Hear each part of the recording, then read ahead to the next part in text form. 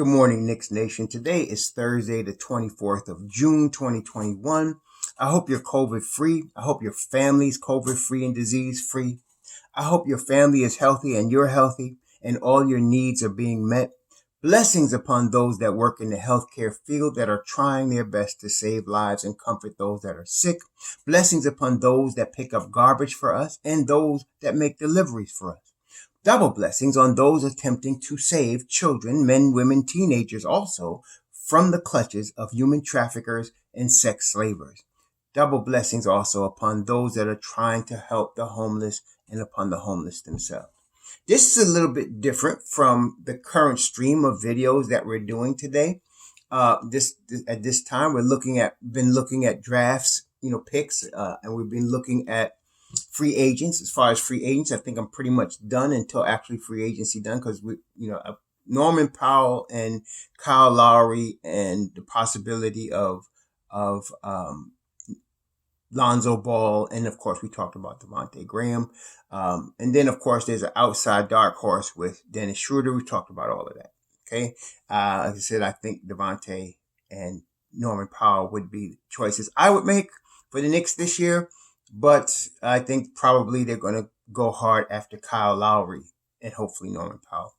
Anyway, that's left after this. I'm going to be looking at Jaden Springer out of Tennessee, Trey Mann out of Florida, and then Trey Murphy III out of Virginia. Those are the coming prospects that we're going to be looking at for the Knicks. Again, we were talking about if the Knicks did go with a Lowry or a veteran type point guard like that, we'd be the wise thing would be to use one of our draft picks at least to get a young, promising point guard that we can groom over the next 2 seasons. And all of those guys, Mann, Springer, Butler, right? Ayu Dosunmu, all of those guys fit the bill. And I think at least 2 of them will be available when we're picking between 19 and 21. So there's a high probability of us getting one of those players. This draft is so stacked. I don't see the need for the Knicks to trade up. There's no need to trade up. Unless you're getting Cade Cunningham, that's the only guy. Or you see a need for Mobley. Those are really the only 2 guys that are worth trading up for.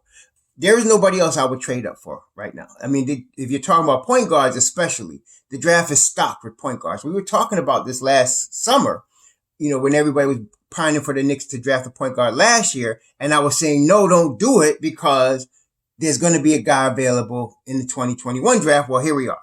And so out of those 4 kids, somebody's going to be ready. I think they're going to also draft Chris Duarte because he's plug and play. He's ready to play. He's 24 years old. He'll be different from every other rookie because of his age and because of this polish that's on his game already. I think he'll be ready to play. I think they might bring him in. And then we're going to talk about Trey Mann as another guy that we can groom, not as a point guard, but he'd be a wing at 6'9". He has the potential to be a very dynamic wing in the NBA, coming out of a Virginia program that produces very, solid players. So we'll talk about these guys in the future, very near future coming up.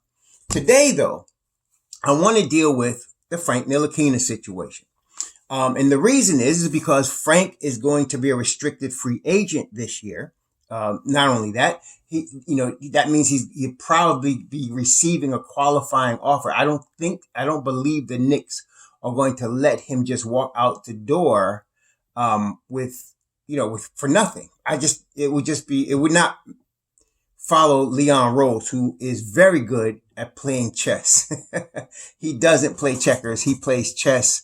And he's been showing us those moves, since he's been in the office. So I would be very disappointed to see him just let somebody like Frank walk for nothing. I don't think that's going to happen. So they have until basically draft night to decide what they're going to do. The end of July, they got to decide what they're going to do with regard to Frank Ntilikina. Now, quick, just overview of Frank. If whatever you're a lover or a hater, I'm Frank Hive. I'm not into people coming on my channel, bashing him, trying to crap on him because they're frustrated with their own life. Go get a life and do that on somebody else's channel. This is Frank Hive, and here you're going to get snapped off. You're going to get your comment going to get deleted. Don't even try it. All right. I'm just telling you all right up front. But Frank was in France, started playing pro ball in France at the age of 15. By the time he was 18, he was MVP of the under 18 tournament in Europe as the point guard. Frank went into play in the grown man's league when he was 18 after he got the MVP, and his team was in the championship round in France, which when he got drafted, he was drafted by Phil Jackson. Phil Jackson drafted Frank Ntilikina to be the point guard in the offense that was going to be run as the triangle offense. He drafted Frank because of his length, his height, and his defense to be in the triangle offense. That was what he was doing. Of course, it was only a week later that Phil Jackson was fired, and Steve Mills and Scott Perry took over. Okay, now at that time, Frank was in a quagmire because the new regime did not draft him. They couldn't take back the draft pick at number 8. And so he was a Knick. So since then, it's been weird, with him because he wasn't really picked by the current regime. He came in to be a point guard, but no coach since Phil Jackson left has looked at him as a point guard.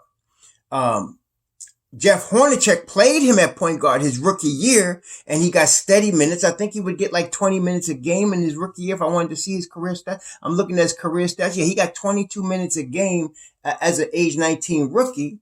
And then the next year they had David Fizdale. He played in 43 games, and he was getting about 20 minutes a game. Then the next year, 2019, David Fizdale gets fired. They get Mike Miller in there for a part of the year, and he starts, he's still getting 20 minutes a game, but Mike Miller was giving him a little bit more time at the end of the season. And that's how it's gone. And now this is basically his fourth coach is Tom Thibodeau. So you've had a really turmoil situation with Frank over this time. But one thing that I've seen consistently from, not Hornacek, but after Hornacek, the other two head coaches, which was David Fizdale and Tom Thibodeau, is they don't look at Frank as a point guard. Now, Alan Hahn, he used to be Newsday, but now he was in MSG, now he's in ESPN. He was on a Knicks program where I was speaking to him several months ago, last year, and the subject was Frank. And what he was saying, now I don't believe everything somebody like Hahn says, but I try to look behind what they're saying to find the truth. But what he said was that Frank was resistant to playing any other position but the point guard position. That coaches was trying to get him to accept another position, and he wasn't going to do it. And I kind of could see that might be a problem. I could see that because he's good friends, Frank is, with all of the French players, especially with a lot of EuroLeague players, but especially the French players. And the consensus that I have got from people that I've heard from people like Tony Parker and some other French players was that they feel like since Frank has been in the Knicks, that the Knicks have mistreated him. That's the vibe that's coming from his fellow French countrymen. That he's been mistreated on the Knicks, misaligned, not used properly, and all of that. So you have all that combined, and it's kind of a mess. Okay? But now we do have Tom Thibodeau as our coach. All right? Tom appreciates defense, although this year, Frank did not get, in this past year, he went from 21 minutes a game to less than 10 minutes a game under Thibodeau. Okay? So he was not getting what I would expect as a defensive specialist for him to get under Tom Thibodeau. And when he did come in the game, most times it was not point guard. It was a 3-and-D wing. Now, initially speaking, when we were talking about Frank, we know, all of us in New York know that he had trouble shooting from the 3-point line. His rookie year, his second year. But what most people don't understand, I don't say most people, but some don't understand, is that it takes a kid that was 19 or 20 some time to get used to the speed of the NBA game. That's just common. That's not unusual. So now I expected him to shoot better his third year, with the Knicks. But that's when we had David Fizdale and there was turmoil, and then it went to Mike Miller. And Mike Miller kind of, at the end of that third year, was giving him a lot of rope, and Frank responded. He had his best game as a pro, I think, against the Washington Wizards with a 20-point and 10-assist game that showed promise of what he could be. And he was shooting better overall the second half of that season. As a matter of fact, from the corner three, he was among the top 5, I think, in the league in the percentage shooting corner threes at the end of that season. So he showed improvement. And then this past season, when he was playing, I mean, he shot 48% from three. He didn't get a lot of opportunity, but by any standard, it's a great improvement. And he worked hard on his 3-point shot. So when you combine that improvement from a catch and shoot three with defense, he does make sense that he would be a 3-and-D wing type of guy, because Frank can guard 1 through 4. That's his calling card, defense. So now, I don't know, but it seems that there's really 2 ways I can see the Knicks going with this, with a third possibility that I don't see why they would do it. But if Frank can play the 3-and-D wing, he's now age 22. He's going to be 23 this summer. He can play the 3-and-D wing. You got a young guy that already plays high-level defense that can play the 3-and-D wing for you, right? You have a choice then between Frank, which would be going in his 5th year, and Reggie Bullock. Because as I said, if the Knicks get Powell and they got RJ, Reggie's not starting, nor should he really. Reggie is really a bench piece. But you can pay Reggie, which I think you would have to pay him about $8 million a year, which would eat into your cap space, or you can pay Frank the same 8 that's the qualifying offer and not eat into your cap space and have a younger player. I'm just thinking of it from a business perspective at this point. So you can have him on your second unit as a 3-and-D wing. Okay. And you can put him out there to guard multiple positions, obviously. And if he's hitting that spot up 3, that's Reggie Bullock again, except a younger version. All right. So that's a possibility. I can see that possibly happening with Frank if they were going to keep him, because I was doing some numbers. Now, I don't purport to be a capologist, but I do have a degree in applied mathematics. I have 3 degrees. One of them is applied mathematics. So I do know a little bit about numbers. I was looking at the Knicks roster and what we could do with the money we have. And as I mentioned to you, I believe they're going to sign Kyle Lowry and Norman Powell, at some point this summer. To me, they got to go get Powell. We're not all in agreement about Kyle Lowry, but they got to go get Powell. So I'm thinking they're going to get Norman Powell. And then I'm thinking Tom Thibodeau wants Kyle Lowry. And of the players we're talking about on an annualized basis, as far as per season salary, he's the most expensive, right? But, Schroeder's looking for $21 million. I think Ball is looking for $21 million. So they're all a little expensive. And again, the cheapest one I keep coming back to is Devontae Graham, who I favorite in all this. But I think they're going to end up paying the $25 that's going to cost to get Kyle Lowry. So you're going to get Kyle Lowry, you're going to get Norman Powell.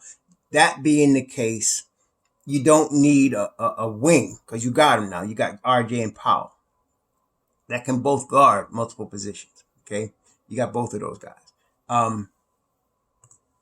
So Frank, you can trade him, because if you were going to trade Frank with, let's say, Kevin, because Kevin's been in trade rumors a lot. So if you're going to trade Frank and Kevin, that's about $14 million of salary going out. And so if you're going to do a sign and trade for Alonzo Ball, you're only netting about $6 million that you have to pay out of your cap space, for them. So now you're talking 18 for Norman Powell and a $6 million in a sign and trade. Now you only use $24 million of your 52 in the cap space. You got, now with regard to Rose, I looked up the mid-level exception. It's $9.7 million. I think a 2-year deal in the mid-level for Rose is fine. That doesn't, that's fine. I think with a 2nd-year team option, we could do that. Let's say they let Reggie walk. I think we can sign. I was looking up the market value for Nerlens Noel. Nerlens' market value is about $10 million a year. I think we can get him on a 4-year or 3-year deal. I'm trying to stick with 3-year deal. 3-year, $27 million, maybe 3-year, $30. And then I was looking at Taj Gibson. The vet minimum is $2.5 million for somebody with more than 10 years experience, which Taj has. So I would think a 2-year, $7 million, 3.5 a year would get us Taj. So you got Taj at a veteran's minimum. You can get Nerlens back at 10. You can get, you go ahead and you sign Derrick Rose to the mid-level exception. You can sign your two new guys to a combination of no more than 30 million, be 43 million per season, a combination of about 43 million per season. And you're basically set. And then you can re-sign Frank Ntilikina, which is the same 8 million qualifying offer. Maybe you give him 4 years, 32, and now you got your 3-and-D coming off the bench. In that point, you have a starting five of, let's say, Kyle Lowry, Norman Powell, RJ Barrett, Mitchell Robinson with Julius Randle. And then you have a bench that is led by Derrick Rose, Emmanuel Quickley, Obi Toppin, Taj Gibson, and Frank Ntilikina. You have a tremendous rotation right there. As far as I see, you have a tremendous rotation right there. So, and these are all guys that Thibodeau now knows. It's not like he's got to worry about getting to know any of those guys except for Powell and Lowry or whoever the point guard would be they'd be getting. He knows these other guys. He's comfortable with them. So I can see that being a situation. Or they will trade Frank and Kevin for somebody that they're going to do a sign and trade with to reduce the impact of that person's money on the cap. Okay. I'm not sure, aside from Lonzo Ball, but anything could happen in the NBA. But I'm not sure, aside from Lonzo Ball, who would be available as a sign and trade candidate. We talked about LaVine. But it's been clear, as I've looked at the whole situation, LaVine has decided he's not signing the extension. He will become an unrestricted free agent, but he has said he wants to come back to Chicago. And so this season is Chicago's chance to prove to LaVine that they want to build a team that can compete. So I don't think LaVine's going to be available unless he himself decides he just wants out, which from what I've seen so far, he has not said he wants out. He just said he's not signing the extension, which means he has one foot out the door, but he's not out yet. If you're Chicago, if you can prove to him, you can put a team around him that can compete, he'll stay. Okay. I don't know anyone else that would be available. I know that, it started with Woj, I believe, saying that the Knicks are looking for a disgruntled star to take on. The only disgruntled star that we know at this point is obviously Ben Simmons, and we are very divided about Ben Simmons, about whether we want him. We did a video on him. We just did a video this week on him where I recommend no, we don't want to go after Ben Simmons. So I don't know what other disgruntled star they would be. We're not in everybody's locker room, so we don't know what's going on in some of these teams, right? It could be anybody. So we don't know. So just going from information that I have at this time, there's no disgruntled star that I can see them signing, trading Kevin and Frank for. I can't see it. They're not going to get nothing for Frank unless that sign and trade is coming from Portland with Norman Powell. That's possible. Or Kyle does a sign and trade with us for these two kids and you do that. That's possible. Aside from that, I don't understand, what would be the situation. So, I don't know. It could go either way, but I don't think the Knicks are going to just let Frank walk for nothing. And I think I could see him stepping into the 3-and-D role if he accepts that role. Now, I think after this past season of getting 32-second stints, I think he will leave or he's going to accept the 3-and-D role. I think that's going to be the case. Frank has always been a team player. You have seen that. He's been the team first guy. He's been, he's not selfish like that. So I can see him accepting the 3-and-D role. I think that has been part of his problem. He has been resisting that so that he can be a point guard. And I believe he could be a point guard, but Tibbs doesn't apparently because he only started one game, I think, as a point guard. Couple games when people were hurt, but it wasn't really, it was just like a pressure thing. And then that didn't last and he ended up doing Alec Burks at the point guard. So I think Frank is more 3-and-D. And I think if he accepts that and moves on with his career that way, it'll be better for him. Like he can be like an Alec Burks. He can play 3-and-D and in a tough pinch when people are hurt, he can step in and do some backup point guard duties. But I think now that he's got a 3-point shot at 48%, I think we want to, let him stay on the wing. I don't see why he couldn't play on the wing. So my suggestion today is that the Knicks re-sign him, not eating into their cap space because he's already counting against their cap. And I think at $8 million a year, $32 million over 4 years. Frank is 23. That would bring him right into his prime, and groom him or put in his head to be 3-and-D, not point guard, 3-and-D. Be the defensive stopper. You could guard 4 positions and then hit your open spot up threes. I think we could get that from him, and I think that would be worth doing, especially if you give him like he was getting before. If he knows he's getting 20 minutes a game and his 20 minutes is going to be as a 3-and-D wing where he's going to get open looks at the 3-point shot, especially with a Derrick Rose and an Emmanuel quickly on the floor with him, I think that's his best. I think that's the best move for the Knicks and for Frank. But we'll see what happens. And again, this video is really for the Frank Hive. So I want to hear from the Frank Hive. Tell me what y'all think. I don't really care about the haters. Y'all stay hating. Go get drunk or drink your beer or whatever you do when you're depressed and you want to hate on somebody. But don't come on my channel with it, okay? But for the Frank Hive, those that are more objective, please let me know what you think in terms of that. I'm thinking, forget the point guard for now. Don't fight the power on that. Take the 3-and-D spot. You're now Reggie Bullock, except you're not starting. Reggie Bullock started last year because that's all we had. But I'm thinking we could save that money. Let Frank do that. And we're bringing in, should be bringing in a high flight wing and a high flight point guard. We're getting some draft picks. We're going to get a young point guard, hopefully, and maybe a young wing to groom. I think we'd be in good shape, and we can even make a trade for one of the picks we got or 2 of them if we wanted to and turn it into a future pick if we wanted to do that. So there's a lot of options. But for Frank, I think that would be the best move. Let him become the 3-and-D wing off the bench. Let him play in the second unit in the 10-man rotation in that capacity. And then, go on with life from there. And then we don't have to eat into our cap space. It will already be there, and we can save money on the Bullocks of the world, the Burks of the world, and we can put that money toward the point guard that we know we need and the wing that we know we need, the spot up shooter, the attack dog from the 2 spot. You get more development out of RJ. You get more development out of Mitchell. You get more development out of Julius. And I think we are definitely, with that kind of team, with Tom Thibodeau, again, barring injuries, the Knicks are one of the top 6 teams in the East, in my opinion, given all that. I don't care what the other teams, when they come back, Indiana comes back or improvement from Chicago, or if Boston can figure their stuff out. They just hired a pretty good coach.